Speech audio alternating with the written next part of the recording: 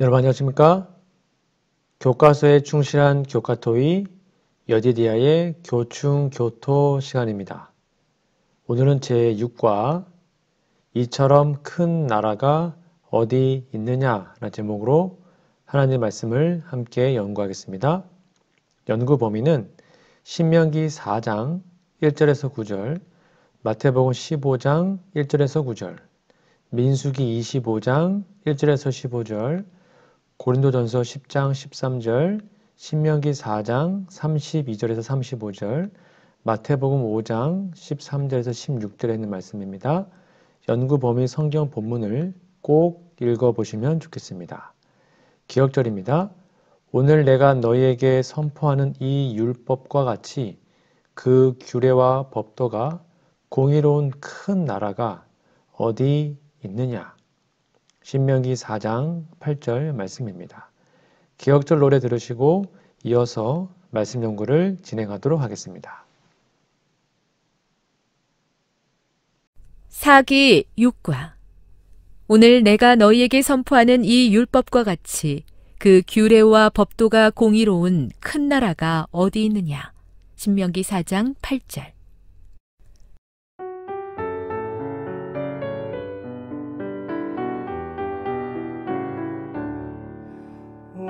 오늘 내가 너희에게 선포하는 이 율법과 같이 그 규례와 법도가 공의로운 큰 나라가 어디 있느냐?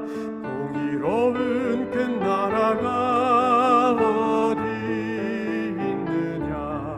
신명기 4장 8절.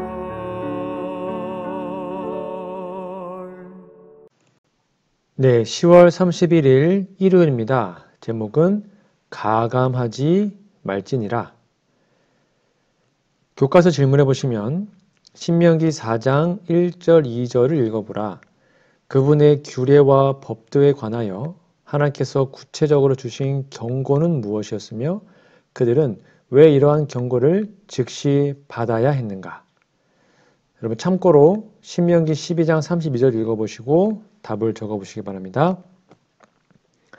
네, 정답은 이제 곧 약속의 땅에 갈 것인데 거기서 주신 생명을 잘 보존하기 위한 조건이었습니다. 그들은 주신 명령을 가감해서는 안 되었습니다. 밑에 질문 볼까요? 마태복음 15장 1절에서 9절을 읽어보라. 비록 구체적인 상황은 다를지라도 모세가 이스라엘 백성들에게 경고했던 것과 같은 어떤 예를 발견할 수 있는가? 한번 읽어보시고 답을 적어보세요. 네, 맞습니다. 유대인들은 그들이 만든 전통으로 하나님의 계명을 범하였습니다. 즉 전통을 따르느라 하나님을 무시한 것입니다. 옆에 있는 묵상 질문 볼까요? 기독교 역사 속에서 사람이 만든 전통이 하나님의 말씀보다 더 높은 자리에 위치하게 되므로 성경의 진리가 훼손된 경우가 있을까요? 여러분 뭐가 있을까요? 기독 역사를 통해서. 네, 맞습니다. 그 유명한 작은 뿔 세력, 즉 교황권 세력이 하나님의 계명, 곧 십계명을 변경시킨 것을 우리는 알 수 있습니다. 여러분 천주교 방송을 가끔 보면 마리아는 하나님의 어머니다 라는 자막이 나와 있습니다. 여러분 성경에 없는 말입니다. 예수님이 성경 기록에서 그의 모친 마리아를 부른 말은 헬라어로 여자여입니다. 귀네라고 합니다. 즉 주석가들은 예수님이 모친에게 이런 칭호를 사용하신 것을 해명하느라 애를 많이 썼죠. 예수님은 교회의 미래를 내다보셨습니다. 예수님께서 개인적으로 자신의 어머니에게 어머니 또는 메테르라는 말을 하지 않았다고 생각하진 않습니다. 물론 평소에는 엄마라고 불렀겠죠. 그러나 성경을 기록할 때 예수님은 마리아를 의도적으로 엄마라고 부르지 않고 여자여라고 기록하게 하신 것은 아마 교회의 미래에 마리아를 이처럼 신격화하는 것을 아시고 그런 위험에서 교회를 보호하시려는 예수님의 배려라고 생각할 수 있을 것 같습니다. 여하튼 이렇게 기록했는데도 마리아를 하나님의 어머니다 라고 해서 여신으로 숭배하는 게 있지 않습니까? 여러분, 성경과 전혀 상관없는 것입니다. 이런 것이 소위 신흥 기독교로 크게 성장한 안상홍 증인회 아십니까? 하나님의 교회라고도 하죠. 하나님의 교회에서는 안상홍의 부인을 어머니 하나님이라고 부르죠. 그리고 안상홍을 하나님이라고 말합니다. 우리는 기록한 말씀 밖으로 넘어가면 안 된다는 경고를 기억해야 합니다. 인간이 지식과 권력을 쥐고 하나님께서 가감하지 말라고 당부하신 말씀에 인간의 도덕과 윤리적 시각으로 말씀을 변경시키면 안 됩니다. 우리는 기록한 말씀 앞에 겸손해야 합니다. 그 말씀을 존중 여기고 따르는 우리 모두가 되기를 소망합니다. 10월 31일 일요일 예루신의 권면입니다. 완전한 하나님의 율법. 하나님의 율법은 변경이 필요 없을 만큼 완전함으로 죄악적인 사람이 스스로의 힘으로 율법이 요구하는 표준에 도달한다는 것은 불가능하다.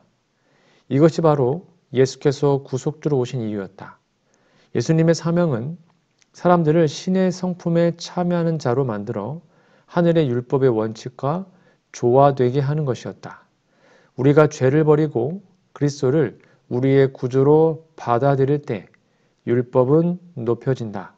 산상보훈 50페이지에 있는 말씀입니다. 11월 1일 월요일 제목은 바알 부올입니다. 밑에 질문해 보시면 민수기 25장 1절에서 15절을 읽어보라. 어떤 일이 일어났으며 이 실패로부터 그들은 어떤 영적, 실제적 진리를 깨달아야 했는가? 민수기 25장 조금 본문이 길지만 읽어보시고 답을 적어보세요. 정답은 모압, 미디안 사람들의 제사에 참여하여 그 여자들과 간음하였습니다. 이 일로 그들은 전염병에 감염되어 사망에 떨어졌죠. 그들이 우상 숭배하는 것이 그들의 하나님 여호와를 반역하는 죄가 된다는 교훈과 육체적 간음은 곧 영적 간음으로 발전하고 우상을 숭배하는 결과에 이른다는 것을 배웠을 것입니다. 옆에 있는 묵상 질문입니다. 사탄이 다양한 방법으로 우리의 연약한 본성을 자극하여 죄에 빠지도록 유혹하므로 이루고자 하는 최종적인 목적은 무엇입니까? 여러분 생각 어떠하십니까? 한번 적어보세요. 네, 여호와 하나님을 배반하고 대적하게 만드는 것이 사단의 목적입니다. 발람을 불러서 이스라엘 사람들을 저주하도록 부탁한 모압 왕 발락은 발람이 저주가 아니라 이스라엘에게 복을 빌어주고 그렇게 하자 열이 받아서 발람을 돌려보냈습니다. 발람은 복을 빌도록 하나님께서 그 입을 주장해서 감히 저주하는 말을 입 밖에 내지도 못했습니다. 발락이나 발람이 다 낙담했습니다. 그런데 발람이 떠나면서 이스라엘을 망하게 할 꾀를 발락에게 제시했습니다. 그들 앞에 축제를 열고 초청하라는 것입니다. 그래서 발락 왕은 발람의 거짓 선지자의 꾀를 따라 그대로 했고 이스라엘은 영락 없이 걸려들었습니다. 그들은 우상 축제에 참석했고 우상의 제물을 먹었고 신전 창녀들과 간음, 즉 성관계를 했습니다. 성경은 이것을 발람의 꾀라 또는 발람의 교훈이라고 표현합니다. 민수기 31장 16절 보라 이들이 발람의 꾀를 쫓아 이스라엘 자손으로 부올의 사건에 여호와 앞에 범죄케 하여 여호와의 회중에 연병이 일어나게 하였느니라. 계시록 2장 14절인데요. 거기 내게 발람의 교훈을 지키는 자들이 있도다. 발람이 발락을 가르쳐 이스라엘 자손 앞에 걸림돌을 놓아 우상의 제물을 먹게 하였고 또 행음하게 하였느니라. 재림신자들은 물론 실제로는 막 간음하거나 아무 여자나 아무 남자랑 잠을 자는 그런 일은 빠지지 않을 것입니다. 대부분은요. 그러나 마음으로 또는 사상적으로 이런 죄를 지니고 다닐 수도 있습니다. 우리는 생각을, 사상을, 마음을 정결하게 해야 합니다. 성경과 다른 사고방식으로 주장하는 것은 사고방식으로 신앙한다든지 성경을 자기 의견대로 해석하고 그것을 주장하는 것은 다 발람의 교훈을 따른 것이 될 것입니다. 바알부올은 부올 지방의 바알이라는 뜻입니다. 즉 부올 지방의 주인이라는 뜻이죠. 왜냐하면 바알은 주인, 남편이라는 뜻이 있기 때문입니다. 이러한 고대 이스라엘의 죄악의 모습들이 우리의 모습이 되지 않기를 간절히 소망합니다. 월요일 예루살렘 권면입니다. 하나님의 백성들을 공격함. 사단은 여러 세대를 통하여 바알부올에서 그처럼 성공을 거둔 동일한 유혹으로 이스라엘 중에 가장 강한 자들과 귀인들을 파멸시켰다. 세상 끝이 가까이 이를수록 하나님의 백성으로서 하늘 가나안의 변경에 서 있는 우리에게 사탄은 옛날처럼 우리를 아름다운 땅에 들어가지 못하도록 하기 위하여 배전의 노력을 기울일 것이다. 부자 선지자 306페이지 말씀이었습니다. 11월 2일 화요일입니다. 제목은 여호와 하나님께 붙어 있으라. 질문해 보시면 오직 너희의 하나님 여호와께 붙어 떠나지 않은 너희는 오늘까지 다 생존하였느니라. 위의 성경절이 죄에 빠진 사람들과 그렇지 않은 사람들의 차이점을 어떻게 설명하고 있는가? 죄와 유혹, 그리고 우리의 삶에 역사하시는 하나님의 능력에 관해 이 말씀에서 어떤 중요한 교훈을 얻을 수 있는가? 읽어보시고 답을 적어보세요. 네, 이 사람들은 하나님께 굳게 붙어 있었습니다. 우리도 예수님께 굳게 붙어 있어야 생존하고 구원을 받을 수 있습니다. 옆에 있는 묵상 질문입니다. 고린도전서 10장 13절과 유다서 1장 24절을 읽어보십시오. 신명기 13장 4절에서 발견할 수 있는 어떤 말씀이 신약 성경에도 기록되어 있습니까? 한번 읽어보시고 답을 적어보세요. 네, 하나님의 명령을 지키며 그분을 섬기고 의지하여 감당할 시험만 주시는 하나님께 꼭 붙어 있어야 하는 사실을 강조하고 있습니다.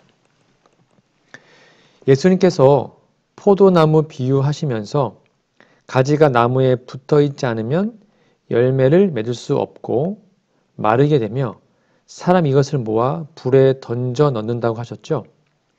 우리는 스스로 뿌리가 없습니다. 또 스스로 둥치가 될 수도 없어요. 다만 가지가 될 뿐입니다. 가지는 둥치나 줄기에 붙어 있지 않으면 이미 가지의 자격을 잃어버립니다. 붙어 있으라는 표현에는 사람들의 이러한 실상을 암시하고 있는 것입니다. 무슨 말이에요? 사람은 의지하지 않고는 존재할 수 없다는 것입니다. 장성해서 스스로 섰다는 생각을 할 수 있겠지만 장성하기까지 사람은 부모에게 붙어 있습니다. 존재와 생명을 부모님으로부터 받았기 때문이죠. 아무도 스스로 존재한 사람이 없습니다. 누군가가 존재하게 했기 때문에 존재하는 것이죠. 존재하게 한 그 누구를 의지하지 않으면 존재는 약해지고 외로워지고 결국 사라져 없어집니다. 그래서 하나님께서 우리들을 자기 자신에게 꼭 붙어 있으라고 간곡히 말씀하신 거예요. 우리는 호흡마다, 걸음마다 예수님께 붙어 있도록 해야 합니다. 하나님께서는 우리가 자기에게 붙어 있도록 부르셨습니다. 예레미야 30장 21절 내가 그를 가까이 오게 함으로 그가 내게 접근하리라. 그렇지 않고 담대히 내게 접근할 자가 누구뇨? 여호와의 말이니라. 요한복음 6장 44절인데요. 나를 보내신 아버지께서 이끌지 아니하면 아무라도 내게 올 수 없으니 오는 그를 내가 마지막 날에 다시 살리리라. 아버지께서는 예수 그리스도 안에서 모든 사람들을 다 오라고 하셨습니다. 우리는 예수님께 가서 꼭 붙어 있도록 합시다. 그분이 우리의 생명이며 존재의 근원이심을 기억하는 우리 모두가 되기를 간절히 바랍니다. 화요일 예언의 권면입니다. 믿음으로 붙잡음. 우리는 신실하신 창조주이신 하나님께 우리 영혼을 지켜주시도록 맡겨야 한다. 그분께서는 항상 살아계셔서 시련과 시험 속에 있는 이들을 위해 간구하신다. 그대의 마음을 의의 태양의 광명한 빛을 향하여 열라. 의심의 씨앗을 뿌리지 않도록 그대는 한치의 의심도, 의심 섞인 단 한마디의 말도 그대의 입술에서 흘러나오게 해서는 안 된다. 우리를 위해 풍성한 축복이 있다. 그것들을 믿음으로 붙잡도록 하자. 목사와 복음 교육자에게 보내는 증언 392페이지 말씀입니다. 11월 3일 수요일입니다. 제목은 이처럼 큰 나라가 어디 있느냐? 1번 질문해 보시면 신명기 4장 5절에서 9절을 읽어보라. 하나님께서는 왜 모세를 통하여 이스라엘 백성들에게 이런 말씀을 하셨는가? 한번 읽어보시고 답을 적어보세요. 네, 정답은 그들의 신분을 깨달아 알아서 하나님께서 주신 사명을 올바르게 이행해야 한다는 사실을 알아듣게 하려고 그렇게 말씀하신 겁니다. 옆에 묵상 질문 볼까요? 신명기 4장 32절에서 35절을 읽어보십시오. 그들이 하나님의 특별한 부르심을 받았다는 사실을 깨닫도록 하는 어떤 말씀을 하셨습니까? 네, 정답해 볼까요? 정답은 시내산에서 십계명을 반포하신 일과 애굽에서 10장을 통하여 구원을 받아 탈출한 이야기를 지금 말씀하고 계신 겁니다. 모세는 이스라엘을 큰 나라라고 하였습니다. 물론 당시로서는 이 말이 사실이었습니다. 이스라엘 자손들이 애굽에서 아주 번성하였습니다. 그들 하나님 여호와께서 복을 주셨기 때문이죠. 애굽 왕 바로는 이스라엘 사람들이 애굽인 백성보다 더 많아지기 시작하자 겁이 났죠. 그들이 반란하면 막을 길이 없다고 생각했기 때문입니다. 그래서 인구 억제 정책을 썼는데 그것도 소용이 없자 어떻게 했습니까? 남자아이가 출생하면 다 죽이라고 지시한 거죠. 바로가 두려워한 사실을 성경은 이렇게 기록합니다. 출애굽기 1장 9절 그가 그 백성에게 이르되 이 백성 이스라엘 자손이 우리보다 많고 강하도다. 당시의 강대국 애굽 백성보다 이스라엘 사람 수가 더 많았으니 큰 나라가 된 건 아니겠습니까? 그들이 광야를 지나오면서 쌓은 족속들은 그 수에 있어서 적은 수였습니다. 이스라엘의 군사 수만 60만 명이 넘었죠. 그들이 연합하여 하나님의 말씀을 그대로 순종했다면 가나안 정복은 아주 쉬웠을 겁니다. 그런데 그들은 여호와 하나님을 증거하기보다는 애굽에서 익숙해진 우상을 선택했기 때문에 망한 것이죠. 모세는 이스라엘을 대적한 국민들이 이스라엘보다 많고 강하다는 말도 했습니다. 한 나라씩 보면 그렇지 않았을 겁니다. 가나안 족속이나 그 이웃들은 서로 연합하여 전쟁한 것을 성경 여러 곳에서 읽을 수 있습니다. 여하튼 진리의 백성들은 예수께 꼭 붙어서 세상을 따르지 말고 연합하여 하나님의 뜻을 수행해야 할 것입니다. 우리의 교단이 이렇게 큰 교단이 되었으면 좋겠습니다. 수요일 예르신의 권면입니다. 이스라엘을 택하신 목적. 때때로 이스라엘 사람들은 이방인에 대한 하나님의 목적을 이해할 수도 없고 혹은 이해하려 하지도 않는 것처럼 보였다. 그러나 저희가 구별된 백성이 되고 세상 열국 중에 독립된 나라로 세움을 입은 것은 바로 이 목적을 위함이었다. 여호와께서는 내가 너로 큰 민족을 이루고 너에게 복을 주어 내 이름을 창대케 하리니 너는 복의 근원이 될지라고 선언하셨다. 선지자왕 368페이지에 있는 말씀입니다. 네, 11월 4일 목요일 제목은 너희의 지혜요 너희의 지식이라. 1번 질문해 보시면 신명기 4장 6절을 다시 한번 읽어보라. 여러 민족 앞에서 무엇이 그들의 지혜와 지식이라고 말씀하셨는가? 읽어보시고 답을 적어보세요. 바로 네, 너희는 지켜 행하라. 즉 말씀을 순종하는 거죠. 이것이 여러 민족 앞에서 너희의 지혜요 너희의 지식이라고 기록하고 있습니다. 하나님의 규례를 지키는 것이 곧 지혜이고 지식인 것입니다. 옆에 묵상 질문입니다. 마태복음 5장 13절에서 16절 읽어보십시오. 예수님께서 무엇이라고 말씀하고 계신가요? 이 말씀이 우리 재림 성도들에게 어떻게 적용되어야 할까요? 정답은 뭡니까? 네, 빛과 소금이 되는 것은 예수님의 말씀을 준행할 때 드러나는 모습입니다. 워낙 유명한 말씀이죠. 성경은 여호와의 말씀을 버리는 것은 지혜를 버리는 것이라고 말씀합니다. 예레미야 8장 9절에 보면 지혜롭다 하는 자들은 부끄러움을 당하며 두려워 떨다가 잡히리라. 보라, 그들이 여호와의 말을 버렸으니 그들에게 무슨 지혜가 있으랴. 여호와의 말씀을 버렸기 때문에 그들에게 지혜가 없다고 하신 것입니다. 말씀을 버리는 것이 어떤 상태일까요? 바로 말씀을 따라 생활하지 않는 상태입니다. 오늘날 우리도 지혜를 버리고 있지 않습니까? 세상의 여러 도덕적이고 사상적인 책들이 지혜로워 보일 수 있습니다. 세상에서는 이 세대의 아들들이 자기 시대에 있어서는 빛의 아들들보다 더 지혜로움이다 라고 말하고 있습니다. 즉 세상은 자기 이익을 챙기는데 정말 지혜롭습니다. 세상 이것을 가르치는 겁니다. 그러나 성경은 남의 이익을 위하여 자신을 희생하는 것을 가르치죠.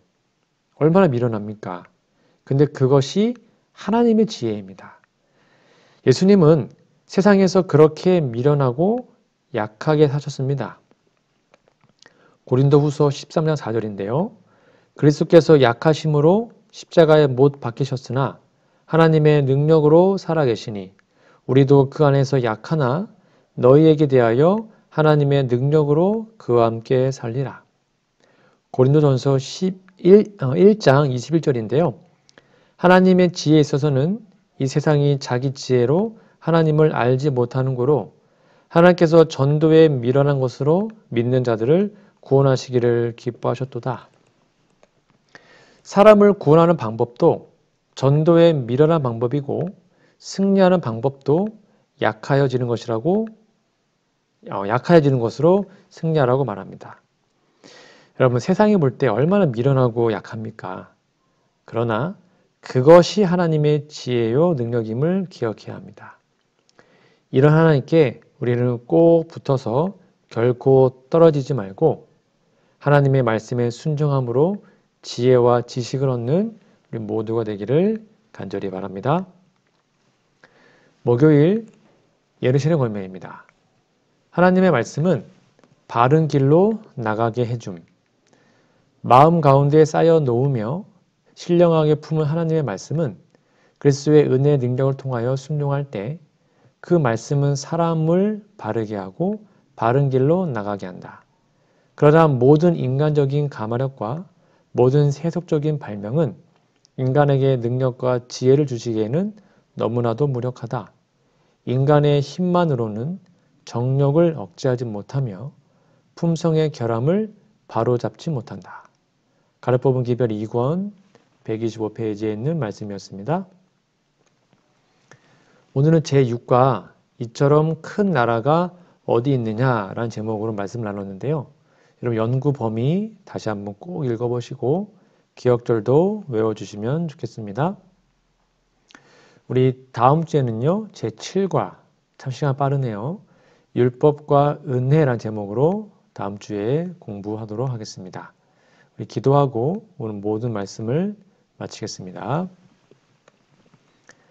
하늘에 계신 우리들의 아버지, 세상을 살아가면서 자꾸만 우리의 신앙을 합리화하며 세상과 타협할 때가 얼마나 많았습니까?